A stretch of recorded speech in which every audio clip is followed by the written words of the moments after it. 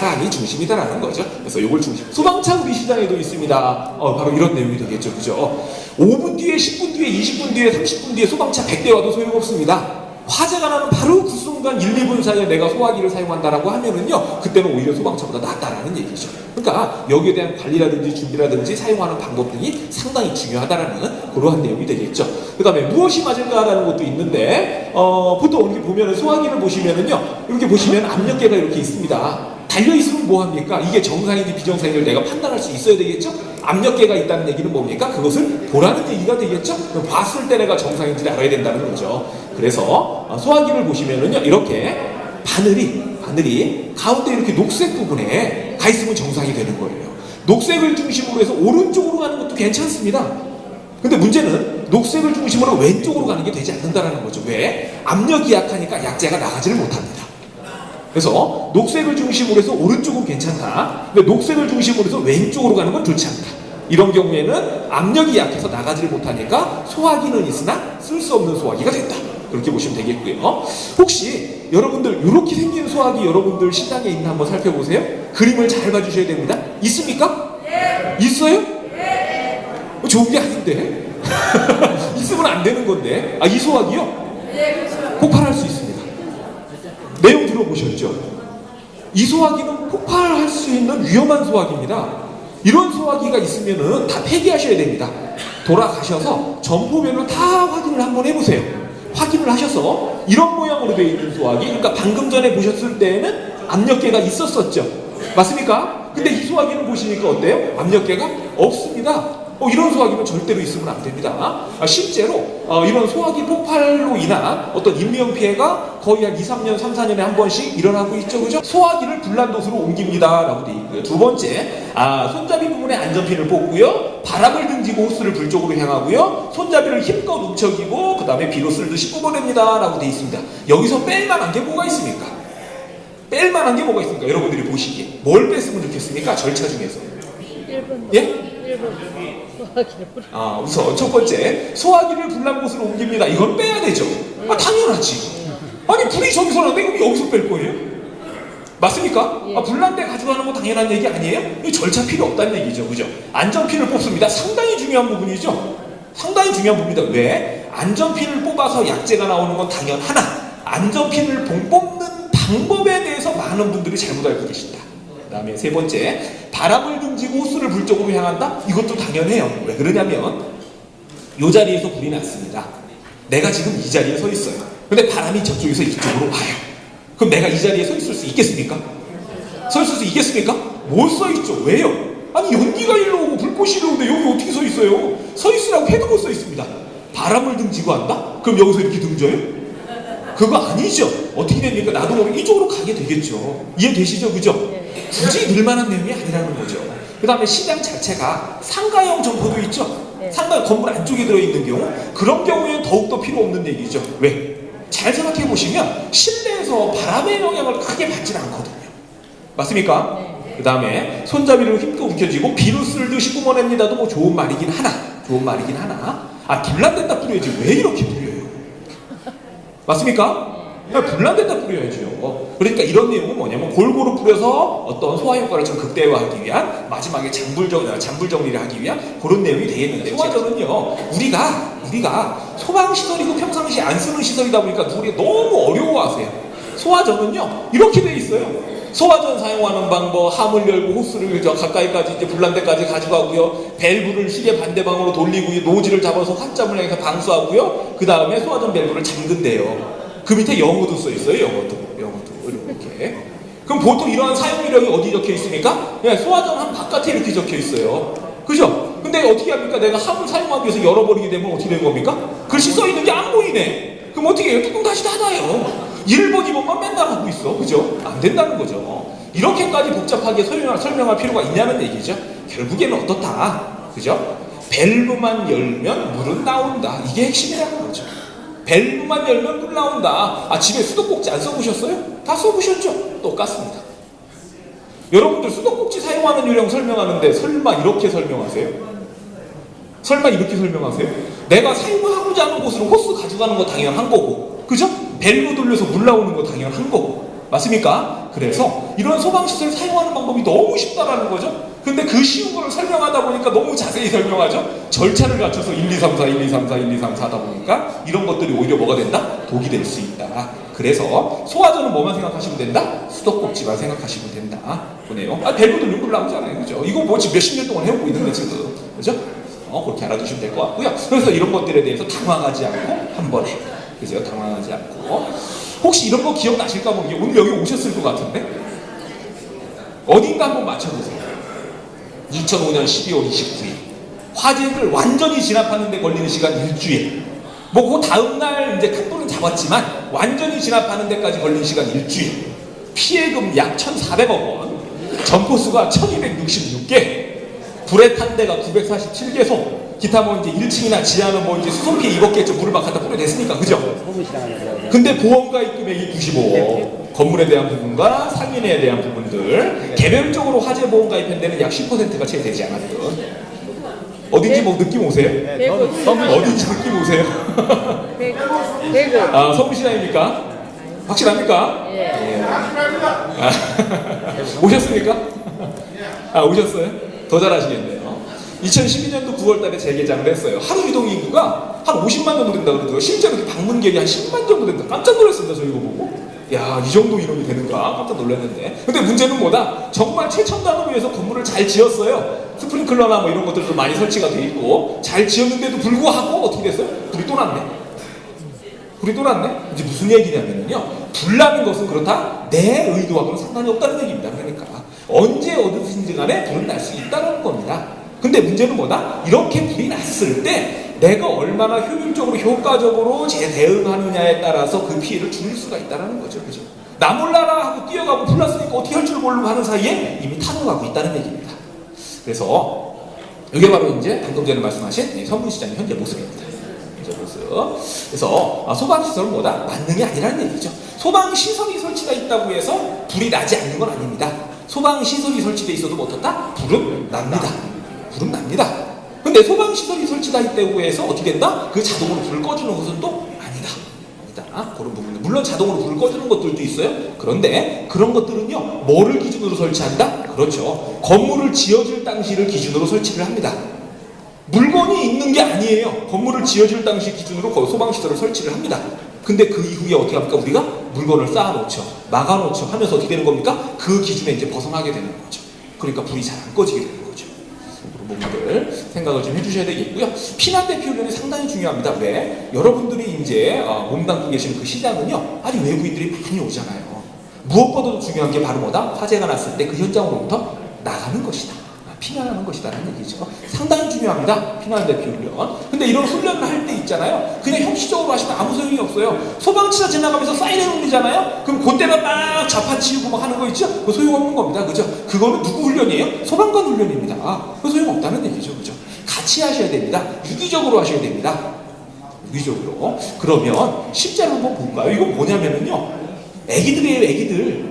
어린이집 애기들. 근데 어린이집 애기들이 6살짜리, 7살짜리, 4살짜리, 5살짜리 있는 집에서 어린이집에서 불이 났습니다. 인명피해가 한 명도 없어요. 왜? 평상시 한 달에 한 번, 한 달에 두 번 훈련을 합니다. 그거에 따라서 선생님들이 시키는 대로 그냥 나왔어요. 어떻게? 맨발로.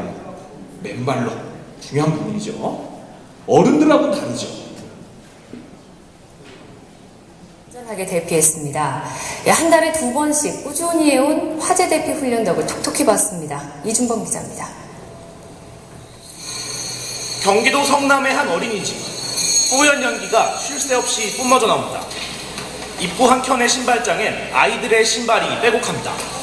한쪽 벽에 붙어있는 전열기에서 시작된 불이 금세 옮겨붙어 이렇게 방 전체를 모두 태워버렸습니다. 날이 추워지자 이번 가을 들어 처음으로 전열기를 켰는데 과열이 되면서 불이 난 겁니다.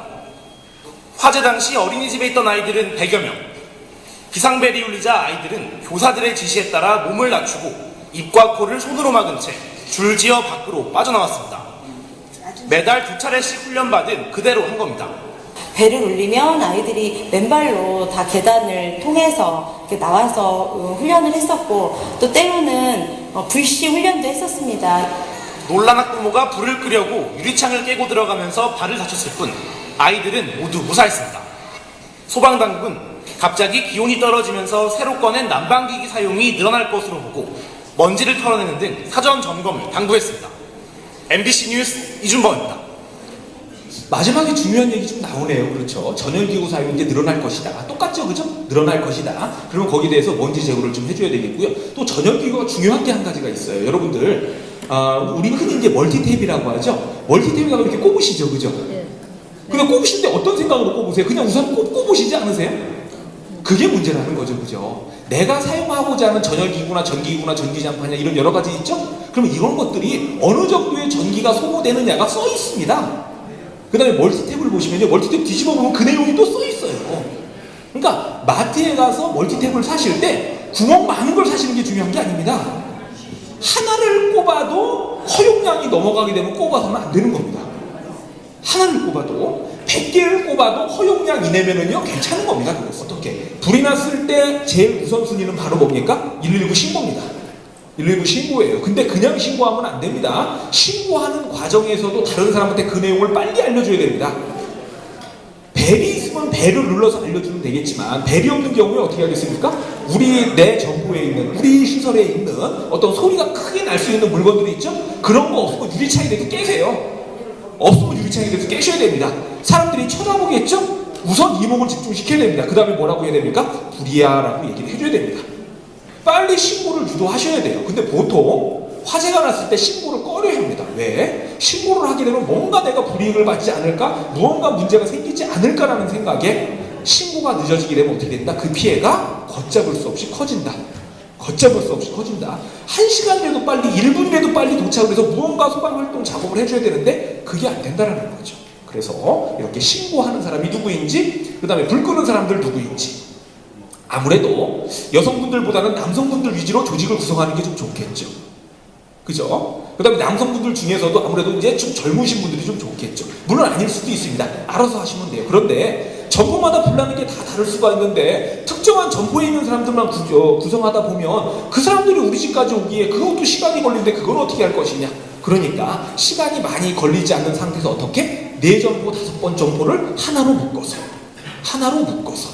하신다라고 하면 큰 시간이 걸리지 않는 상태에서 화재를 내가 꼭 진압이 하지 않아도 약재를 뿌림으로 해서 화재를 어떻게 제압을 시키는 정도만 해도 그 풀의 어떤 화재의 확산, 화염의 확산을 또 막을 수가 있다는 얘기죠. 상당히 좀 중요한 부분인 것 같아요. 조금 전에 말씀드렸죠? 피난 유도반. 그죠? 우리 집에 온 손님은 내가 데리고 나간다. 우리 집 앞에 있는 손님도 내가 데리고 나간다. 근데 물론 또 이런 것도 있어요. 우리 상인등 분들 중에서 몸이 좀 약하신 분들 계시죠? 그죠? 그 다음에 또 연세가 많이 드신 분들 계시죠? 그분들을 또 대피시키는 사람들도 별도로 당연히 구성을 해야 되겠죠. 그죠? 네, 그런 것들도 필요하고요. 또 상인분들 중에서는요, 과거에 또 여러 가지 이력을 갖고 계신 분들도 많이 계실 거예요. 그죠? 그래서 응급처치 교육을 받았거나, 그걸 관련 자격증이 있거나, 없으시면은요, 적십자 가서 교육 받으세요. 괜찮습니다. 그런 것들은. 그렇게 해서 혹시라도 위급한 상황이 됐을 때 응급처치할 수 있는 능력도 좀 키우시고 하시는 것들 좀 중요하지 않을까 하는 그런 내용들. 그래서 상인회 회장님을 중심으로 해서 유기적으로 우려주신다라고 하면 실제로 화재가 발생을 해도 그 피해를 우리가 상당 부분 좀 줄일 수가 있다. 재산 피해는요, 어떻게든 복구가 됩니다. 근데 인명 피해는 복구가 안 됩니다. 그죠? 나라면 어떻게 할 것이냐. 상당히 유명한 사진입니다. 뭔지 아시죠? 무슨 사진입니까? 맞습니다. 대구 지하철 화재 그 당시의 사진이 상당히 이제 유명한 사진인데 결국 뭐냐면요, 연기가 들어오고 자욱한 상태에서도 판단을 못하는 거죠. 내가 어떻게 행동을 해야 될 것이냐. 물론 이렇게 판단 미스가 된 데에서는요, 한 가지 잘못이 좀 있었죠. 문제가 그게 바로 뭐였습니까? 네, 기관사가요 어떻게 했어요? 기다리세요라고 한 다음에 문 잠그고 나갔죠. 기뻐 봐가지고. 물론 그게 상당한 이제 판단 미스의 이제 원인이 되는 거죠. 원인이. 그렇지만 이런 이제 기관사의 상황이 되는 게 바로 여러분들이 되시는 거죠. 여러분들이 운영 주체가 되는 거니까. 그랬을 때 여러분들이 잘못된 그러한 행동을 하시게 되면 바로 여러분들 점포에 온 사람들 똑같은 이러한 상태로 있을 수 있다는 거죠. 이러한 상태로 이러면 안 된다는 겁니다.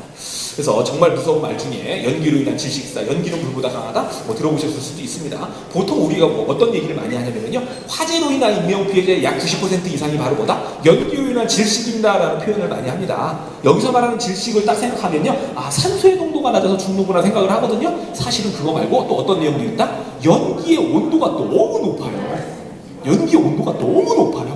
너무 높다. 그로 인한 어떤 뜨거운 연기를 마심으로 인한 피해도 있다는 거 생각을 해주시면 되겠고요. 이런 식으로 뭐 물건을 쌓아놓는다든지 하는 것도 좋지 않죠? 소화기 한 군데 모아놓는 거 좋지 않죠? 그죠? 그 다음에 제일 잘 보이지 않는 밑에다 넣어놓는 거 좋지 않습니다. 이런 건 어떻게 생각하세요? 일렬로 쫙 쌓아놨으니까, 일렬로 해놨으니까 피난하는데 지장이 없다라고 생각하니까 이런 건 괜찮다고 생각하실 수 있죠? 안 됩니다. 이런 것들도 안 되는 거예요. 그래서 피난 통로가 될 수 있는 계단이나 복도나 경사로에는 절대로 물건이 있어서는 안 됩니다.